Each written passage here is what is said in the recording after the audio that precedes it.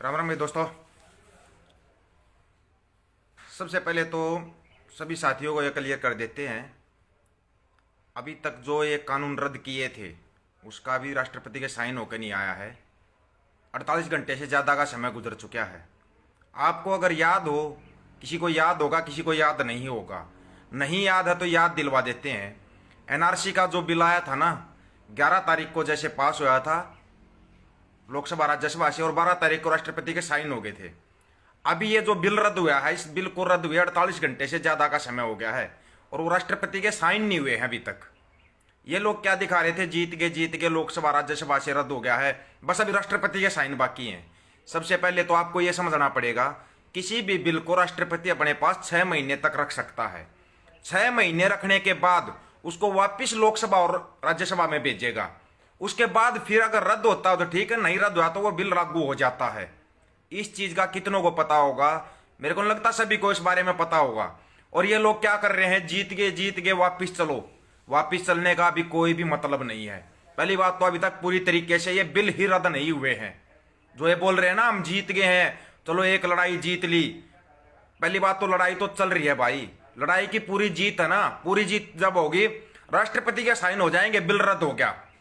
Number 1 बात। Number 2 बात, जो केस लगे हुए हैं, जैसे हरियाणा में 50,000 प्लस केस हैं, सभी केस इन्होंने वैसे तो दिखा दिया, ठीक है, केस वापसी की कानूनी प्रक्रिया कर रहे हैं। कानूनी प्रक्रिया तो फिर बिलों की भी चली हुई है। जो बिल रद्द हो रहे हैं ना, उनकी भी कानूनी प्रक्रिया चली हुई है और ये कानूनी प्रक्रिया लटका देंगे। और जैसे ही यूपी चुनाव खत्म होगा, पंजाब चुनाव, ये जो 5 राज्यों के चुनाव ना, चुनाव खत्म होंगे, वैसे ही राष्ट्रपति उसको वापस लोकसभा और राज्यसभा में भेज देगा और फिर ये बिल लागू हो जाएंगे। उसके बाद क्या इतना बड़ा आंदोलन उठा सकते हो आप? सोच के देखना एक बार इस चीज को। क्या उठा पाओगे इतना बड़ा आंदोलन? कभी नहीं उठा पाओगे। हर एक चीज को ना, पॉइंटों को समझा करो, ठीक है। जो साथी ये कर रहे थे बस हम जीत गए, हमने जीत के दिखा दिया, क्लियर जीत की मोहर अभी तक नहीं लगी है। राष्ट्रपति के साइन नहीं हुए हैं। 48 घंटे से ज्यादा का समय हो चुका है। अगले दिन ही साइन हो जाने थे राष्ट्रपति के, कोई ज्यादा दूर की बात नहीं थी। लेकिन ये जो सरकार है ना, गोदी मीडिया है, ये दिखा रही किसान जीत गए, किसान जीत गए। ये जानबूझ कर चाह रहे कि आप जीत को मान लो और आप वहां से उठ जाओ एक बार। और जैसे ही एक बार उठोगे, थोड़े दिन तक लटका के रखेंगे बिलों को और फिर वापस लोकसभा और राज्यसभा में आएगा वो, और उसके बाद वो पास होकर फिर आ जाएगा। फिर उसके बाद आंदोलन करोगे। नंबर 1 चीज, इसको आप लोगों को समझना पड़ेगा। जब तक नहीं समझोगे तब तक ऐसे ही लगे रहोगे। दूसरी बात, जो ये दिखा रहे हैं कि पंजाब वाले वापिस जा रहे, पंजाब वाले वापिस जा रहे, अभी तक कोई भी वापिस नहीं जा रहा। पता उनको भी है। जो ये केस लगे हुए हैं हरियाणा में, पंजाब में और दिल्ली में भी केस लगे हुए हैं, जब तक ये केस पूरे रद्द नहीं हो जाते, 2016 के भुगतभोगी हरियाणा वाले, इनको अच्छी तरीके से पता। और 50,000 प्लस केस, मतलब कि 50,000 परिवार कोर्ट के चक्कर काटते रहेंगे। उनकी जिंदगी तो कोर्ट के चक्कर काटने में निकल जाएगी। वो केस रद्द। सबसे बड़ी और अहम बात, एमएसपी गारंटी कानून। अब आते हैं असली बात के ऊपर। एमएसपी चाहिए पूरे देश को। हरियाणा और पंजाब में तकरीबन एमएसपी मिलता है, इस चीज का सबको पता है, एमएसपी मिलता है। अब बारी आती है उत्तर प्रदेश की। हाँ भाई, उत्तर प्रदेश वालों, बुरा मानने की जरूरत नहीं है। आप लोग एक बार अपनी भागीदारी बताओ कहां पर है। उत्तर प्रदेश की भागीदारी बताओ। यूपी को छोड़ के हरियाणा और पंजाब में हजारों हजार केस लगे हुए हैं। उत्तर प्रदेश में क्या कोई ऐसा केस है जहां पर हजारों केस दर्ज हो गए हों?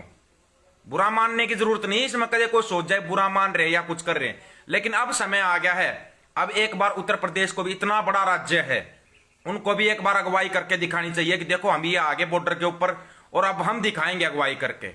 सोचने वाली बात है ये। जैसे ये करे ना, पंजाब वाले उठ रहे हैं। पंजाब लगातार बॉर्डर के ऊपर बैठा रहा है, सबको पता है, 1 साल हो गया। हरियाणा लगातार बैठा रहा है। भाई यूपी वाले भाइयों, आपसे भी रिक्वेस्ट है, एमएसपी तो सबसे जरूरी तो आपके लिए भी है, और एमएसपी पूरे देश के लिए जरूरी है, पूरे देश के किसानों के लिए जरूरी है। अब आपको अपनी भागीदारी दिखाने का मौका मिल रहा है। इलेक्शन लड़ेंगे, जो ये नेता है ना, इनको लड़ना है इलेक्शन। एक आम आदमी को इलेक्शन नहीं लड़ना है। वोटों के टाइम पर आप जा सकते हो, वोटों के समय पर आप देख लेना, जो बीजेपी को हरा सकता है उसको वोट दे देना। लेकिन वोटों से पहले आपको अपनी भागीदारी बॉर्डर के ऊपर दिखानी पड़ेगी। यानी एक बॉर्डर पर, सभी बॉर्डरों पर, हरियाणा ने सभी बॉर्डरों पर अपनी भागीदारी दिखाई है, पंजाब ने सभी बॉर्डरों पर भागीदारी दिखाई है। छोड़ के गाजीपुर बॉर्डर को यूपी वाले भाइयों ने कहां पे भागीदारी दिखाई है? कोई बता सकता है? इक्का दुक्का की बात नहीं है। जब 28 जनवरी को राकेश टिकैत रोया था तो सबसे पहले हरियाणा पहुंचा था, हरियाणा पहुंचा था गाजीपुर बॉर्डर पे। आप भी बाद में आए थे, यूपी वाले भाई भी बाद में आए थे, पहले हरियाणा पहुंचा था। सोचने वाली बात है ये। अभी कहां पे है भाई, अभी बारी आती है उत्तर प्रदेश वाले साथियों की। आप है ना, एक तो ये हर घर में आपने प्रधान बना रखे हैं, ये बना रखे हैं, इसको छोड़ के असली लड़ाई को लड़ने के लिए आ जाओ। किसान की लड़ाई असली लड़ाई है, उस लड़ाई में अपनी भागीदारी दिखाओ। ये नहीं होता अगर कुछ भी हो गया तो थोप दो हरियाणा के ऊपर, या हर केस हरियाणा पे चलता रहे या पंजाब में चलता रहे। आपको भी उठना पड़ेगा। कितने प्रतिशत उठा हुआ है उत्तर प्रदेश, कोई बता सकता है? सोचने वाली बात है ये। कोई ये मत समझना इसमें हरियाणा पंजाब और उत्तर प्रदेश नहीं कर रहे हैं, लेकिन सोचने वाली बात है। अब बारी आ रही है एमएसपी की। अगर यही बात रही तो आप ये बताओ अभी उत्तर प्रदेश की भागीदारी कहां पे है, बंदे कहां पे हैं उत्तर प्रदेश के? नेता हैं, नेताओं से आंदोलन नहीं चलता भाई दोस्तों। जो हकीकत होती ना, हकीकत में जीना सीख जाओ। हकीकत यह है, नेता हैं, बंदे कहां पे हैं? जो भागीदारी चाहिए वो आदमी भागीदारी चाहिए, बॉर्डर के ऊपर भागीदारी चाहिए, वो भागीदारी कहां पर है उत्तर प्रदेश की? अभी तक की कहीं पर भी दिखा दो कि उत्तर प्रदेश ने हर बॉर्डर के ऊपर भागीदारी दिखा रखी है। चाहे वो टोल बंद करने की बात हो, छोड़ के हरियाणा और पंजाब, कहां पे टोल? सभी टोल बंद थे कहीं पर भी? हरियाणा और पंजाब को छोड़ के कहीं पर भी टोल बंद थे? नहीं थे। ये कुछ सोचने वाले पॉइंट होते हैं। कोई भी किसी भी नेता का विरोध करना था, वो पंजाब और हरियाणा में चल रहा था और कहीं पे चल रहा था। नेता आते थे, आराम से प्रोग्राम करके चले जाते थे। जो ये 50,000 प्लस केस है ना, इनमें से 30,000 से ज्यादा केस तो नेताओं का घेराव करने वाले केस हैं। हरियाणा के केस तो वो हैं जो इन नेताओं को रोकने के लिए, काले झंडे दिखाने के लिए और लठ खाए हैं, और जो ये मारा कुटी हुई है ना, वो केस है 30,000 प्लस हरियाणा में। और कहीं पे हैं इतने केस? कहीं पर भी नहीं है। हम लोग है ना बगैर सोचे लग जाते हैं, बगैर सोचे चल देते हैं। थोड़ा बहुत सोचना पड़ेगा। अभी बारी भाई सबकी है, सबको बराबर योगदान देना पड़ेगा। ऐसे काम नहीं चलता। महापंचायत हुई, सब उठ के आ जाते हैं। बॉर्डर पे कौन आएगा भाई? पंजाब वाले बैठे हुए, हरियाणा अपना पूरा फर्ज निभा रहा है, छोटे भाई वाला। दूध दही लस्सी, दूध सब्जी फल सब कुछ लेके जा रहे हैं हरियाणा वाले। आप अपनी भागीदारी को बताओ एक बार भागीदारी आपको दिखानी पड़ेगी। कब दिखाओगे इसका नहीं पता है, लेकिन अब दिखाने का समय है। अब आपको भागीदारी दिखानी पड़ेगी। ये नहीं कि हम इल्जाम लगा देते हैं दूसरों पे, अगर वो उठ रहा है तो क्यों उठ रहा है, ये जा रहा है तो क्यों जा रहा है, ये घर पे बैठा बैठा वो कर रहा है। ऐसे काम नहीं चलता भाई। काम चलता, ताली कभी एक हाथ से नहीं बजती। ताली कभी एक हाथ से नहीं बजती है, ताली दोनों हाथों से बजती है। और अब यहां पर जो ताली बजाने का समय ना, पूरे देश की जरूरत है। एमआरपी लेते हैं दुकानदार, सबको पता है एमआरपी उनकी तो मिल जाती है उनके सामान के ऊपर। किसान की एमएसपी मांगी है, मिनिमम सपोर्ट प्राइस मांगा है। कहां है वो कहां है? अभी तक उसका जिक्र ही नहीं हो रहा। 3 के कानून रद्द होने की बात आई, प्रधानमंत्री जी ने लाइव आके बोल दिया तीनों कानून रद्द। लोकसभा राज्यसभा में ध्वनि मत से रद्द हो गए, राष्ट्रपति के साइन नहीं हुए 48 घंटे बीत जाने के बाद भी। ये लोग एक बार ये दिखा कि हमने मांगे मान ली और जीत का जश्न मनाओ और उठ के अपने घर जाओ, ये यही चाह रहे थे। लेकिन ऐसा कुछ भी नहीं होगा। जो साथी बॉर्डर के ऊपर बैठे हुए हैं, ध्यान रखना, जब तक राष्ट्रपति के साइन नहीं हो जाते हैं तब तक ये भी कन्फर्म नहीं है तीनों कानून रद्द होंगे या नहीं होंगे। ये भी समझने वाली बात है। समझो, एक एक पॉइंट को समझो।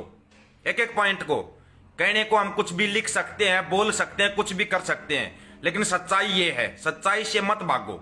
अभी तक कोई जीत आप ये नहीं कर सकते हम इस चीज को जीत गए। कोई जीत नहीं मानी जाएगी अभी तक। जीत तब मानी जाएगी जब राष्ट्रपति के साइन हो जाएंगे, तीनों कानून रद्द, एमएसपी गारंटी कानून लागू हो जाएगा। जितने केस हैं वो लिखित में रद्द हो जाएंगे। लिखित में लेना है, लिखित में नहीं लिखित में लिया तो 50,000 बच्चे चक्कर काटते रहेंगे और उनका परिवार चक्कर काटता रहेगा। कोर्ट के ही चक्कर काटते रहोगे, कुछ भी नहीं मिलना है फिर आपको। ये ध्यान करना। रही बात अब आगे की, आगे ये है भाई, अभी उत्तर प्रदेश को उठना पड़ेगा। अभी तक नहीं कहा, इतना बड़ा स्टेट है हरियाणा जैसे, तो पता नहीं कितने स्टेट बन जाएंगे उत्तर प्रदेश के अंदर से। पता नहीं कितने पंजाब निकल के आ सकते हैं उत्तर प्रदेश के अंदर से। और वो उत्तर प्रदेश अपनी क्या भागीदारी दिखा रहा है अभी तक? क्यों नहीं उठ के आ रही उत्तर प्रदेश की जनता? किस चीज का डर है अभी तक? ये बताओ। अगर ये कहोगे कि वहां पे चुनाव है, चुनाव हर आदमी तो चुनाव नहीं लड़ रहा। चुनाव लड़ना नेताओं का काम है, आपका काम है एक दिन वोटिंग करना। लेकिन जब तक आप बॉर्डर के ऊपर नहीं आओगे, आपको कैसे पता चलेगा कि सरकार का क्या चल रहा है? इस आंदोलन ने पूरे देश को शिक्षा दे दी, लेकिन उत्तर प्रदेश अभी तक शिक्षा नहीं ले पाया। क्यों नहीं ले पाया? सोचने वाली बात है। उत्तर प्रदेश उठ के क्यों नहीं आ रहा? अपनी भागीदारी क्यों नहीं दिखा रहा? ऐसा क्यों चला हुआ है? तो ये उत्तर प्रदेश वाले साथियों को ना इस चीज के ऊपर गौर करना पड़ेगा। चाहे इसमें बुरा मान लो चाहे भला मान लो, लेकिन आपकी भागीदारी नहीं है कहीं पर भी। वीडियो बनाना, मीडिया में आना, सोशल मीडिया में आना, ये एक अलग चीज है। ग्राउंड के ऊपर भागीदारी दिखाना दूसरी चीज है। घर पे बैठे बैठे लिखने से, वो करने से नहीं होता कि हमारी भागीदारी होगी। आपको अपना समय भी देना पड़ेगा। हर आदमी सोशल मीडिया या मीडिया में आ जाओगे, आप मीडिया में दिखा दिया भाई ठीक है, आगे क्या भाई?